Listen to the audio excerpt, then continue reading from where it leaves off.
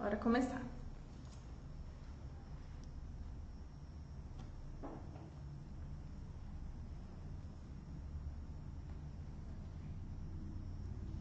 Boa noite a todos, a todas que nos acompanham.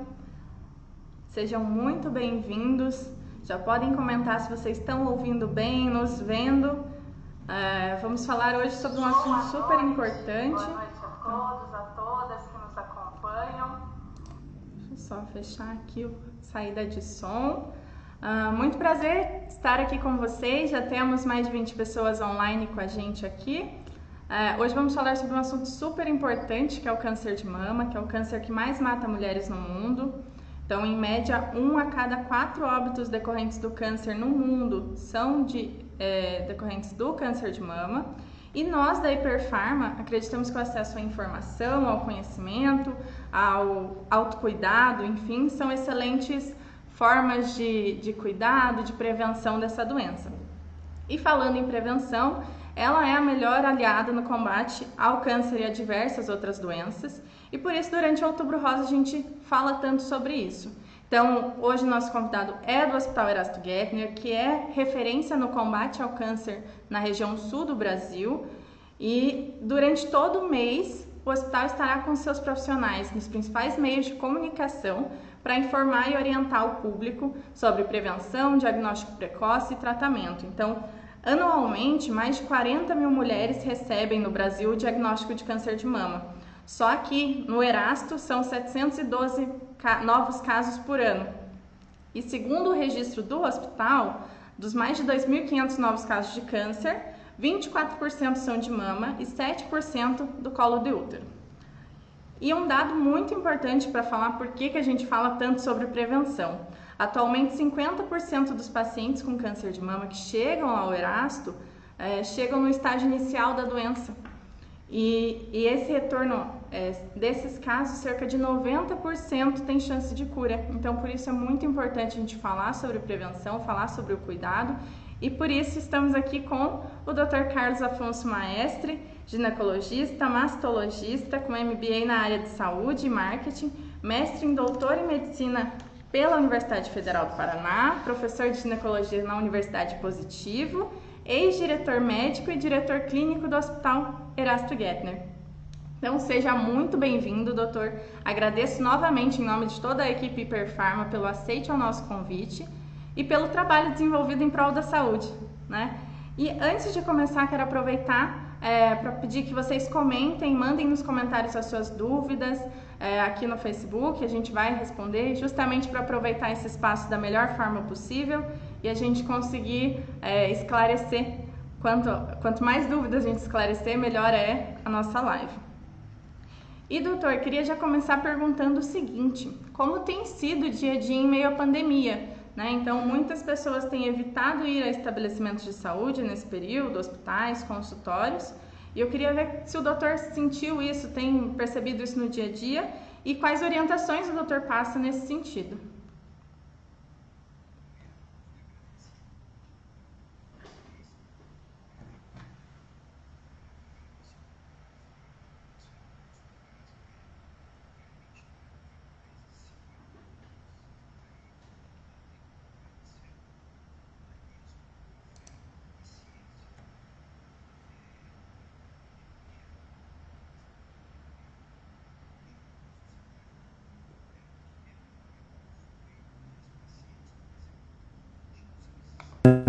De rotina preventiva entre março e agosto, setembro, elas sumiram, elas diminuíram e de forma bastante correta. No auge da pandemia se diminuiu um pouco essa prevenção e que foi bastante razoável. Agora a gente vê uma sobrecarga do movimento. Hoje foi uma correria o dia todo, amanhã estamos lotados, todos os dias estamos bem cheios nos próximos dias aí. Porque as pacientes elas sentem.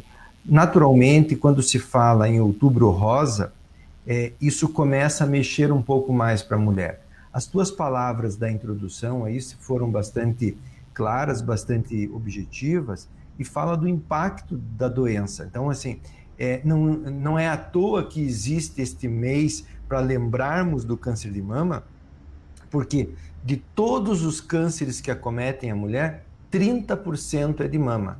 Tá?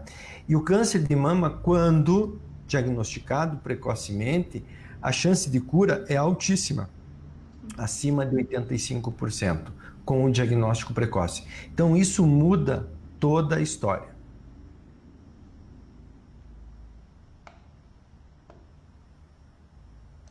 É altíssima. Continuo te ouvindo, doutor. Tá. Então, continuando, nessa época de pandemia, o que a gente tem orientado é, as pacientes que têm queixa, elas devem vir, tá? Não deve ficar com um nódulo de mama, ou quando o mamilo começa a sair alguma secreção, ficar esperando em casa, e isso é uma coisa que a gente orienta que venha se tiver algum sintoma. Aquelas pacientes que fizeram um exame de rotina há 1 ano atrás, e são grupo de risco para COVID, tá? Então que esperem, estava o exame normal, esperem, não vão se expor, não há necessidade de ficar frequentando as clínicas, frequentando os exames radiológicos. Aquelas pacientes que já estão há mais de 2 anos sem fazer exames, essa acho que está na hora de apressar e acelerar. E aquelas pacientes que são de alto risco para câncer de mama, que têm fatores de risco para câncer de mama, mais para frente a gente pode conversar mais sobre isso, essas pacientes sim, elas também devem acelerar e vir fazer o exame logo, para não deixar isso para depois. E doutor, nesse sentido, antigamente a gente falava muito sobre o autoexame, né? E hoje a gente evita falar tanto, justamente por várias razões. Eu queria que o doutor esclarecesse um pouco quando é indicado o autoexame, quando não é, como ele deve ser feito, e nesse contexto das pessoas ficarem mais em casa, o que elas precisam ter de cuidado nesse sentido? Então, a primeira coisa que a gente tem que entender é o seguinte, o objetivo de tudo isso que a gente trabalha, de tudo que a gente estuda, é curar o câncer. Para curar o câncer, tem uma condição que até hoje a ciência não conseguiu mudar. Tem que fazer diagnóstico precoce. E para fazer diagnóstico precoce, tem que pegar doença impalpável, doença que a gente ainda não perceba. Quando você palpa a doença, quando você tem um caroço de 3, 4 centímetros, isso já é uma doença mais avançada. Tá? Então, assim, você não pode basear a tua prevenção no autoexame. Mulheres que basearem a sua prevenção no autoexame farão diagnóstico tardio da doença. A mulher que vai curar o câncer de mama é aquela que vai fazer a mamografia periódica, a consulta médica periódica, os exames de rotina. Essa mulher que faz a mamografia, que faz os exames periódicos, para ela o autoexame ele realmente pode ser útil de identificar alguma coisa que foi nos exames. Porém, aquela mulher que não faz a mamografia, se ela for confiar só no autoexame, o resultado não é bom.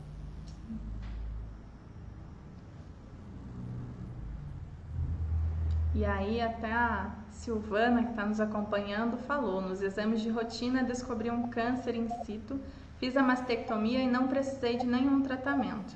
Deu negativo para hormonal, sou de Erechim, Rio Grande do Sul, o doutor foi meu médico em Paranaguá, beijo. Então, justamente, legal. Justamente por isso, né? Então, traz essa reforço que a gente está falando de como é importante descobrir no início, até em relação ao tratamento, né? Queria que o doutor comentasse um pouco como que funciona esse processo do diagnóstico e desse tratamento inicial, como é estabelecido hoje em dia.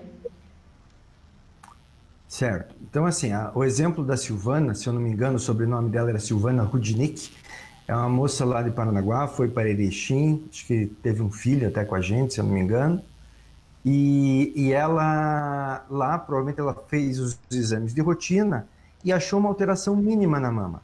Esta alteração mínima na mama, tá, levou a uma sequência de exames e diagnósticos, e esses exames fecharam um diagnóstico de carcinoma in situ. O carcinoma in situ de mama é a lesão inicial, é da onde começa o câncer de mama. Ali ela mudou o destino dela. Naquele momento, com os exames de prevenção, com a atenção médica dela, ela que era para ter uma doença invasora, um câncer que iria se espalhar, ia ser uma pessoa que ia morrer de câncer de mama, naquele momento ela muda o destino dela, faz o tratamento adequado, com esse tratamento adequado ela cura o câncer. Provavelmente, como ela fez o diagnóstico in situ, muito provável que ela curou, e realmente sem quimioterapia, sem hormonioterapia, sem nada disso. E aí você consegue um resultado de sucesso mesmo para esses casos. Muito legal. E aí, doutor, eu queria que o doutor falasse também o seguinte, desses cuidados, dos tipos de prevenção que a gente tem, né? Então é importante a gente ir com frequência ao médico, ter esse cuidado periódico, mas também a qualidade de vida vem de outros fatores, né? Então, do exercício físico, da alimentação, e queria que o doutor comentasse um pouco sobre isso. Tá, então esse tópico é um tópico bem importante. Então, a prevenção, a gente divide principalmente em prevenção primária e prevenção secundária. Quando a gente fala de câncer de colo de útero e exame de Papa Nicolau, é uma prevenção primária, porque a gente consegue descobrir o câncer antes de ser câncer. A gente vai pegar as lesões pré-malignas do colo do útero e tratar antes de virar câncer, tá? Esse é o primeiro ponto. Quando você fala de câncer de mama, normalmente a gente está falando de uma prevenção secundária. Por quê? A mamografia, na maioria das vezes, vai diagnosticar o câncer que já começou, o câncer já iniciado. E a mamografia é um método, a mamografia, a ultrassonografia, a ecografia, a ressonância magnética, são métodos de prevenção secundária de câncer. Mas antes disso tem a prevenção primária. O que é a prevenção primária? É mudança dos hábitos de vida, ter uma vida mais adequada ao equilíbrio hormonal da paciente. Então as mulheres, elas vão ter câncer de mama relacionado ao peso, tá? Então o excesso de peso, uma dieta rica em gorduras aumenta o risco de câncer de mama. Um exemplo disso é uma pesquisa que tem já algum tempo, que mostrava mulheres no Japão com uma baixa incidência de câncer de mama. E quando essas mulheres imigravam para os Estados Unidos e passavam a ter um estilo de vida americano, passavam de ter câncer de mama igual à mulher americana. E aí você vê o impacto da dieta, da obesidade, das gorduras na gênese do câncer de mama. Uma outra situação, além do exercício físico e da dieta, é a exposição hormonal. Quando a sua bisavó se casou, a sua bisavó deve ter se casado lá com seus 17, 18 anos, ou a sua tataravó, 17, 18 anos. As mulheres da sua tataravó para trás, todas as mulheres da sua família, casavam lá com seus 16, 17 anos, tinham um filho atrás do outro, era super normal ter 10, 15 filhos, então, ou morrer de parto, eram coisas extremamente corriqueiras. Tá?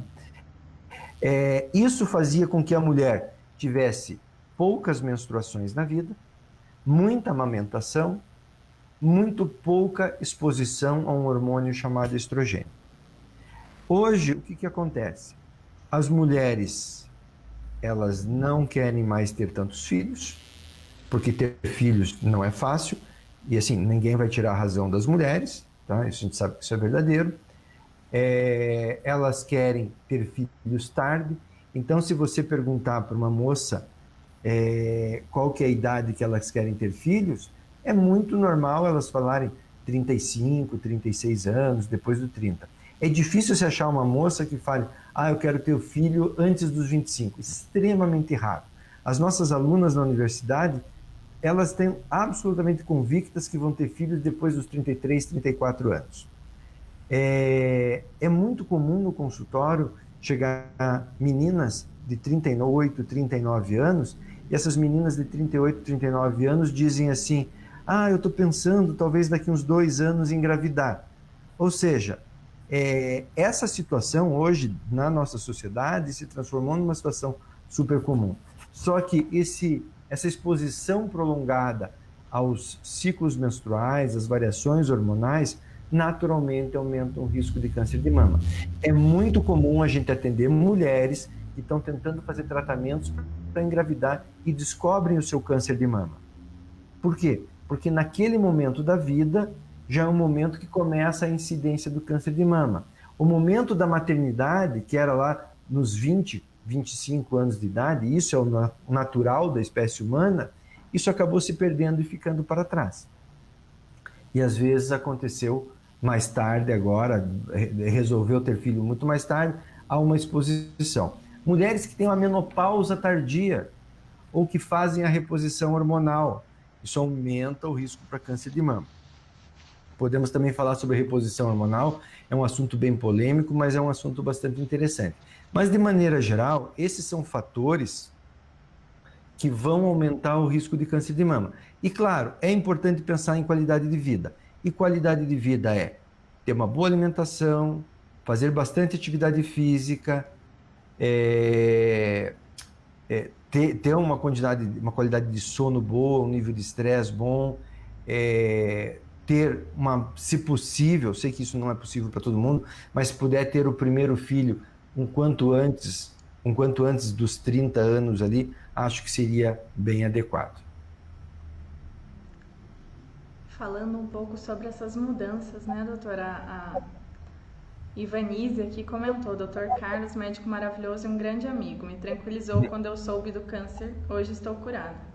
Então, de trazer essa ideia de antigamente, né, quando alguém recebia o diagnóstico do câncer, era praticamente uma sentença de morte, né? E hoje, até hoje, ainda tem esse estigma, esse medo das pessoas quando recebem o diagnóstico. Eu queria saber como é esse trabalho, assim, até de assistência social, de amparo dessas pacientes, para elas entenderem né, a chance de cura, a perspectiva de vida e nesse sentido, para desmistificar essa doença com tanto peso que ela tem, né?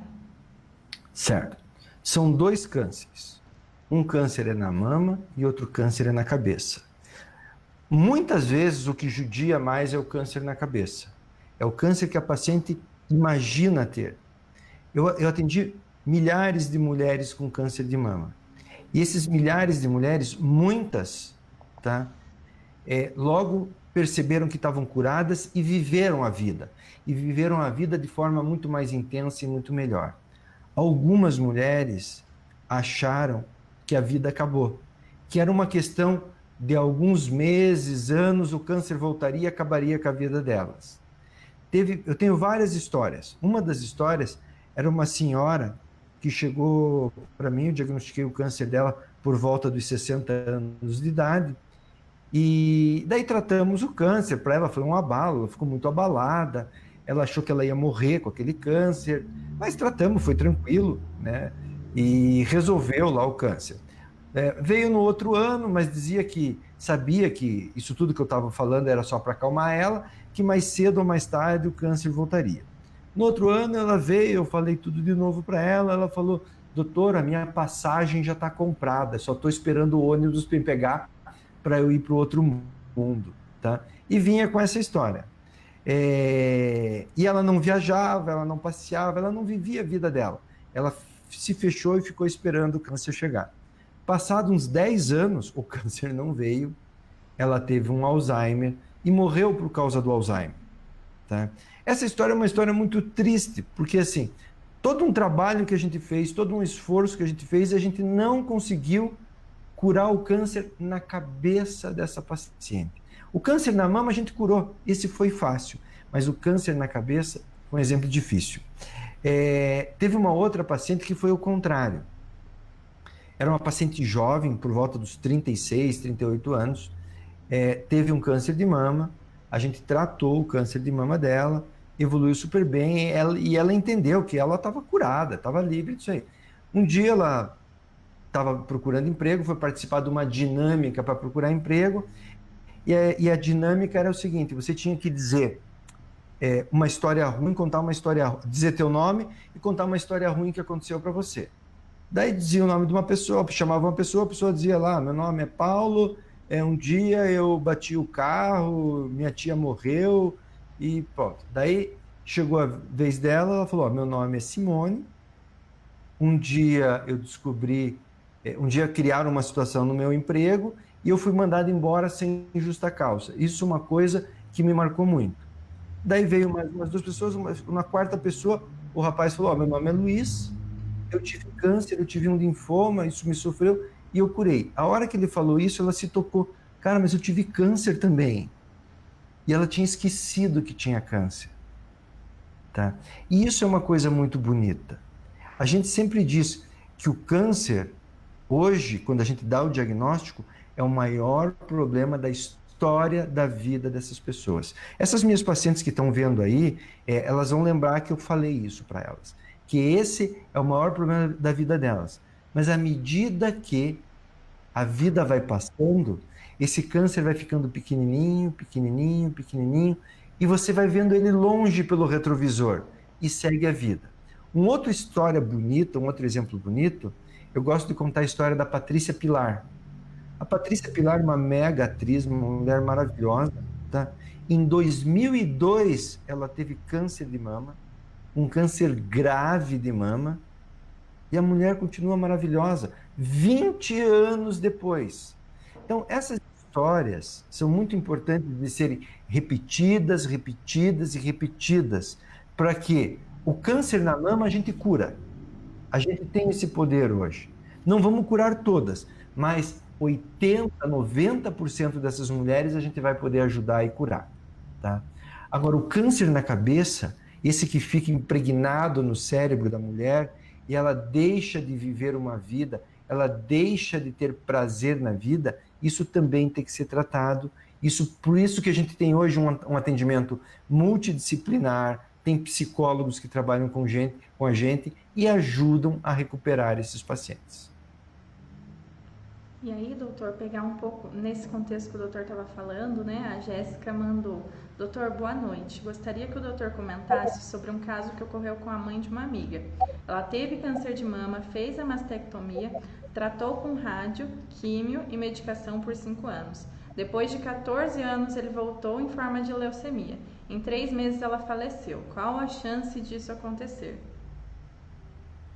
Tá, então assim, muito provavelmente esta é uma situação que talvez tenha algumas alterações genéticas. Existe uma síndrome que é comum aqui nessa região do Brasil, que chama-se síndrome de Li-Fraumeni, onde o paciente tem vários tipos de tumores, tá? É muito provável que ela tenha curado o câncer de mama, pronto, e depois teve uma outra neoplasia. Isso não é raro, isso é comum acontecer. A gente tem pacientes que têm 2 cânceres de mama, tem um câncer de mama e daqui a um tempo tem outro câncer de mama. Hoje ainda estávamos atendendo uma paciente lá de Balneário Camboriú, que tratamos ela há 2 anos atrás, 1 ano atrás, com um câncer de mama. E agora ela apareceu com um novo câncer de mama e vai fazer um tratamento. E vai curar, curou do primeiro, vai curar do segundo, tá? Às vezes tem essas síndromes. Por isso que a questão genética hoje é bastante discutida no câncer de mama e tem alguns sinais, algumas questões na história familiar desse paciente que tem que ser investigado para que a gente pense no câncer de origem genética, que é a minoria, mas quando identifica isso, faz os exames e o tratamento adequado e já previne essas outras doenças que podem acontecer. E aí, falando desses fatores de risco que o doutor comentou, né, tem muito esse estigma de que é muito genético, e isso, o doutor falou, é uma porcentagem muito pequena. Então, eu queria que o doutor falasse um pouco mais sobre quais são os principais fatores de risco, né, e como atuar nessa prevenção. Então, eu já tinha falado lá, então, questão de peso, exposição hormonal, isso tudo é fator de risco. Além desses fatores de risco, se você tem parentes de primeiro grau, mãe, filha, irmã com câncer de mama, teu risco também é aumentado para câncer de mama. Pacientes que já fizeram biópsias no seio, tiveram alguma alteração no seio, fizeram uma biópsia, precisaram fazer uma biópsia no seio, também são pacientes que têm um fator de risco para câncer de mama. Se essa biópsia tinha uma alteração chamada hiperplasia atípica ou tinha uma alteração chamada carcinoma lobular in situ ou até carcinoma ductal in situ, essas alterações também são fatores de risco. Quando você tem vários parentes ou um parente de primeiro grau com câncer de mama antes dos 50 anos ou câncer de ovário, esses casos sugerem um câncer que pode ter potencial genético. Ou você tem famílias que têm várias pessoas com vários cânceres diferentes, porque não é só um gene que causa o câncer de mama, tem vários genes que podem causar o câncer de mama. Uma outra coisa importante de a gente entender é que o câncer de mama não é uma única doença. O câncer de mama é um conjunto de várias doenças. Existem vários tipos de câncer de mama, centenas de tipos de câncer de mama. Por isso que uma fez quimioterapia, outra não faz quimioterapia, outra faz radioterapia, outra faz hormonioterapia. E quando você tem esses fatores de riscos diversos, tá, e tem a questão familiar envolvida, aí você tem que fazer uma investigação genética. Como que você faz a investigação genética? Normalmente a gente busca o auxílio de um geneticista, ele vai fazer um heredograma, que é a história da família, os casos de câncer. Quando ele identifica que esse paciente realmente é um paciente de risco para câncer de mama, se faz o exame. Se o exame mostrar uma alteração, uma mutação genética que aumente o risco para um determinado tipo de câncer, daí cabe a discussão do que fazer. Se a gente vai tomar um remédio, se vai fazer uma cirurgia, se vai fazer uma mastectomia, que tipo de abordagem vai ser feita. Aproveitar só fazer um parênteses dos comentários. Suas pacientes estão acompanhando, a Lucineide mandou mensagem que você é o médico dela desde da adolescência, já faz 18 anos, ela só tem a agradecer.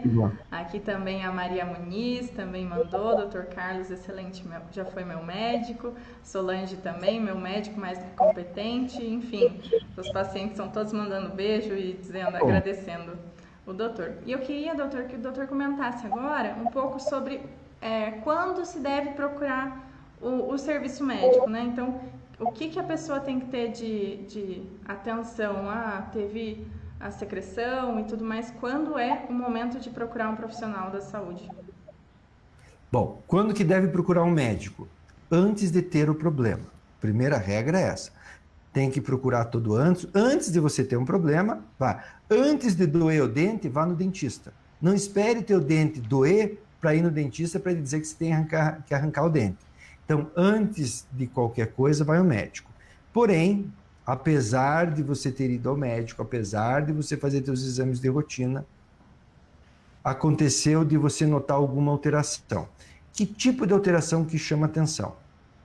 Uma dor diferente na tua mama, procure o médico. Se você notou uma deformação na mama, começou a ficar mais abaulada, mais levantada ou mais repuxada, vá no médico. Se o mamilo, que era para fora, começou a entrar, vai no médico. Muitas mulheres têm o mamilo invertido, sempre tiveram, isso não tem problema, tá? Agora, a mulher que tem o mamilo para fora e de repente começa a entrar um mamilo, isso não é normal, às vezes pode ser um tumor puxando o mamilo para dentro. Mulheres que quando tiram o sutiã está sujo, sai uma secreção, isso chama atenção. Se você apertar o teu bico do seio e sair uma água cristalina ou sangue, isso chama atenção também. Deve procurar um médico. Se a pele mudar de cor, tá, ficar avermelhada, arroxada, deve procurar um médico. Se o bico do seio, se o mamilo começar a descamar, a erosar, a ficar machucadinho o mamilo, deve procurar o médico, tá? Ou ainda, se sentir algum caroço na axila, palpou a axila e sentiu uma bola na axila, precisa procurar, porque às vezes o primeiro sintoma é uma lesão na axila e não na mama. E aí a Jéssica Lima até mandou uma pergunta sobre a retirada precoce das mamas e ovários, diminuem consideravelmente as chances? Então, sim. Tirar as mamas diminui o risco de câncer de mama. Agora, e diminui consideravelmente, diminui em 90% o risco de câncer de mama. Tem um risco residual de 10% no risco da paciente. Significa mais ou menos isso. Se você é uma mulher que tem um risco de 10% de ter câncer de mama, o teu risco vai ficar 1% se tirar mama. Agora, essa ideia de tirar mama, às vezes é uma coisa um pouco romântica, achando que vai tirar a mama, vai pôr uma prótese ali e vai ficar com uma mama linda e maravilhosa. Não é bem assim. Primeiro, se você tem uma mama bonita, dificilmente a gente vai tirar a tua mama e você vai continuar com a mesma mama bonita. Ou seja, a cirurgia, ela vai ter um impacto negativo na tua estética. Segundo, você tem uma grande chance de perder parte da sensibilidade da mama, porque o sucesso oncológico significa tirar o máximo de tecido, tá? E isso implica em, às vezes, perder vascularização e inervação. A outra situação é que você pode ter complicações com essa cirurgia, tá? Hematomas, infecções, necrose da areola do mamilo, por falta de vascularização. Então, isso são situações que podem acontecer. Então, a retirada da mama, o exemplo mais clássico da Jolie, lá me fugiu o primeiro nome dela. Angelina Jolie, é um caso que a mãe dela morreu da doença com muito sofrimento. Ela fez o exame e ela tinha as mutações genéticas. Aí, tá? É uma situação onde você tem um risco elevado, tem uma situação ali que eu acho que tem o seu espaço. A gente faz a cirurgia para essas pacientes. Essas pacientes são orientadas sobre todos esses riscos e se beneficiam da situação. Porém, fazer isso de forma aleatória, de forma como um modismo, tá? Eu acho que isso é extremamente arriscado. E, doutor, eu queria que o doutor falasse um pouco sobre a faixa etária que exige maior atenção. Então, a gente sabe que todas as idades estão suscetíveis a doenças, mas as idades de maior risco, quando que é preciso começar a conversar com o ginecologista sobre isso também, e nesse processo, assim, a mamografia, os exames preventivos, com que frequência eles devem ser feitos? Então, assim, de maneira geral, eu diria que todas as idades têm seus cuidados especiais, tá? A gente tem pacientes com câncer de mama com 23 anos, tá? Claro, são exceções, não é a regra.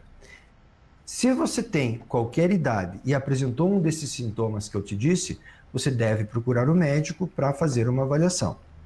Ponto. Se você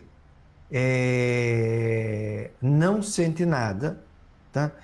Eu diria que você deve, a partir dos 40 anos, que é a orientação das principais sociedades médicas, a partir dos 40 anos, começar a fazer os exames de prevenção, que é a mamografia principalmente, e eventualmente associar a ultrassonografia mamária. Tá? No Sistema Único de Saúde, isso está disponível a partir dos 50 anos de idade, que daí as unidades de saúde oferecem, e hoje Curitiba é privilegiada, não tem fila para mamografia, sobra espaço para fazer mamografia, então você deve fazer. Então, de maneira geral, mulheres devem fazer a partir dos 40 anos, as que têm um plano de saúde, normalmente os planos de saúde já liberam a partir dos 40 anos, as que estão na rede pública a partir dos 50 anos. Agora, aquelas pessoas que têm muitos fatores de risco, familiares, já fizeram biópsias no seio, tem questões, podem antecipar isso. Mulheres com muitos fatores de risco, às vezes a partir dos 30, 35 anos de idade, a gente já começa a fazer os exames de prevenção. Legal. Na semana que vem a gente tem uma outra live sobre Outubro Rosa com a presidente da Associação das Amigas da Mama, a Marci Engelbert, para falar sobre a importância das redes de apoio no tratamento do câncer, mas eu queria que o doutor comentasse também como o doutor vê a questão do apoio da família, dos amigos, dessas redes mesmo das pacientes hoje lá no hospital. Então, assim, o câncer, tá, é uma doença que atinge uma pessoa, mas afeta uma família, tá? Quando você recebe a notícia que a tua mãe, que a tua esposa está com câncer de mama, toda a família vai ser afetada. Não é comum a paciente fazer quimioterapia, cair o cabelo e no outro dia vir todo mundo careca na consulta, porque todo mundo se solidariza com aquela situação. Esse apoio é muito importante, tá? Essa paciente, ela está tendo câncer de mama hoje, tá? E ela vai passar por uma transformação de 6 meses, tá? E isso vai envolver uma série de situações. Ela tem que ser orientada sobre os cuidados que ela deve ter em relação à doença, os cuidados que ela deve ter com a higiene dela, com as unhas, ver pressão no braço que foi operado, se pode ou não pode, os exercícios físicos, a sexualidade dela, a autoestima dela, como que ela vai fazer a cirurgia reparadora, se ela vai reconstruir a mama dela, se ela fez uma cirurgia tem várias técnicas de cirurgia. Tem uma que tira a mama e tem uma que tira só uma parte da mama. Se a reconstrução foi imediata, não foi imediata, tudo isso começa no dia do diagnóstico, tá? E a gente tem que começar a trabalhar essa paciente. Se deixar, a paciente afunda e a família afunda junto. Agora, a rede de apoio é muito importante. As amigas da mama, há muito tempo, fazem um grande trabalho, tá? Existem outras, tá? Amigas do Peito, em Paranaguá tem um grupo bastante importante lá que a gente também acompanha. Essas redes, elas são muito importantes, porque elas contam um outro lado da história, a vida após o câncer de mama, tá? E isso eu conheço pacientes que tiveram câncer de mama há 20 anos, tá? Tiveram metástase há 15, 20 anos, e estão super bem, e tocaram a vida, tá? Mas porque tiveram uma visão extremamente positiva, foram atrás, buscaram os melhores tratamentos e conseguiram resolver. E se curaram do câncer na cabeça, como o doutor comentou. Isso aí, você aprendeu. Exatamente. E aí, doutor, só quero reforçar o convite do Hospital Erasto Gettner, né, para que as pessoas acompanhem, que a população acompanhe.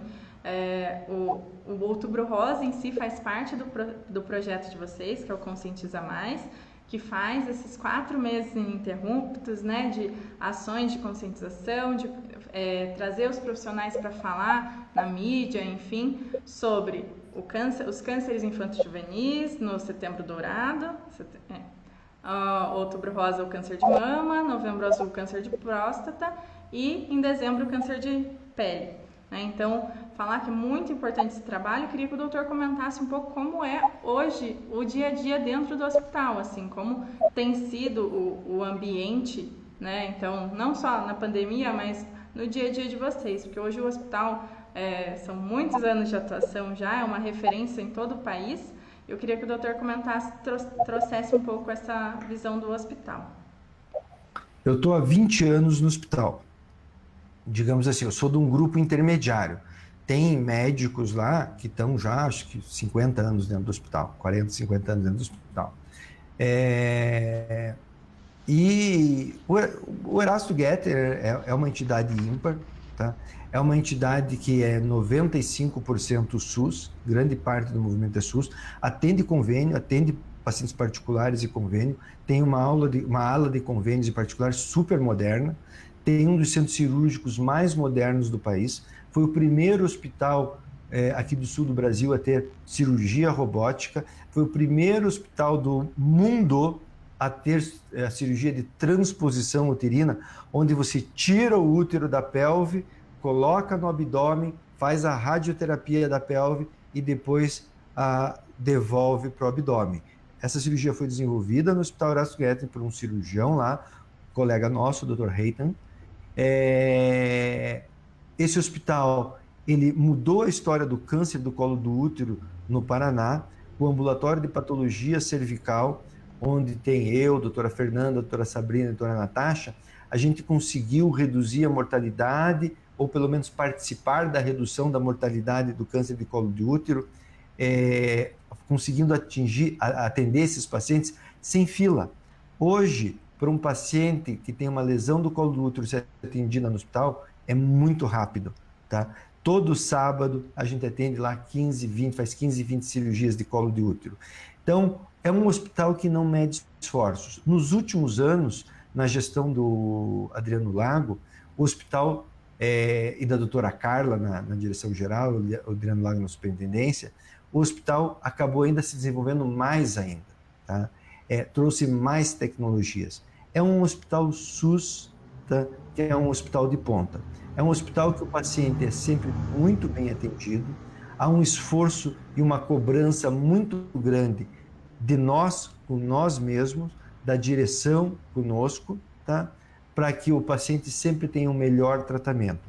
Hoje tem alunos, tem residentes, tem uma comunidade científica altamente pujante dentro do hospital, trazendo o que há de mais moderno. Professores da Universidade Federal estão vindo trabalhar no Erasto Gettner, pois hoje a gente consegue oferecer uma medicina de ponta lá e conseguimos oferecer condições, tá, para pesquisa, para ensino e para um atendimento muito adequado aos pacientes. É um orgulho trabalhar lá. Muito legal. A Patrícia comentou aqui: tive câncer de mama em 2016, estou curada e sou uma pessoa muito mais feliz hoje. Dr. Carlos foi maravilhoso durante todo o tratamento. E acho que reflete bem essa sensação, porque tantos pacientes estão conosco hoje, né? Esse sentimento de ser acolhida, de se sentir bem atendida e ter esse pensamento positivo de que vai passar. E aí, doutor, para fechar, porque a gente está caminhando para o encerramento, queria que o doutor deixasse uma mensagem com orientações finais, com, enfim, a mensagem que o doutor quiser deixar para quem está nos assistindo aí. Então, assim, eu acho que a mensagem que eu posso deixar é que, primeiro, o câncer de mama é uma doença absolutamente curável. A cura não está em mim, mas está principalmente no paciente, no diagnóstico precoce. Eu dependo muito de você que está me assistindo, que você divulgue essa mensagem, que você estimule as mulheres da sua vida a fazer os exames de prevenção.